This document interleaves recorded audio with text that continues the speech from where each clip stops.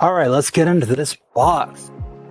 Oh, this thing is packed. All right, we got the new BT10 camera with mirror straps. Let's get this box out of the way. We got the BT10TPMS camera. This is a new one. So the W is supposed to be wide dynamic range. So hopefully it'll help when those days where you have a lot of sunlight and those deep shadows coming off trees or mountains. So I'm excited to see how this does compared to the old one.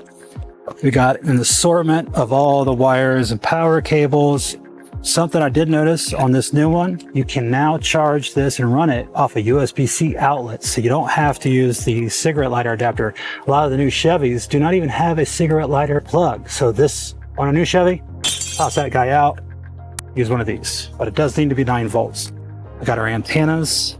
Comes with 2 TPMS signal boosters. So for those long rigs that need a little more reach, if you've ever had your TPMS sensors cut out while on a drive day, that's very frustrating.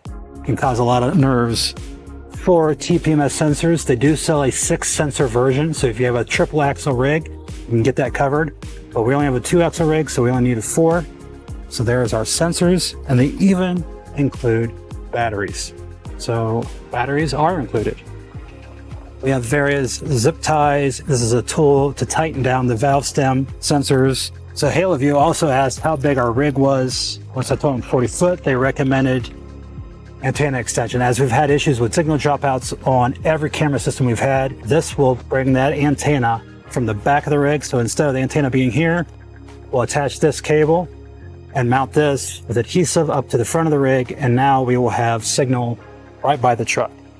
And they even came with adhesive zip ties to secure that wire on the roof. So this is awesome. Great addition, guys. Something I wanted to make sure I did before I installed the camera and didn't have it paired, they provide a nice cable. So you can connect your single power adapter, power up the camera and the display, and pair the camera prior to installing it. So it gives you that peace of mind. It was in pairing mode, I just couldn't see it. You got the pair button down here. All right, now that I got that paired and I know it's working, we're gonna go ahead and get this installed on the rig.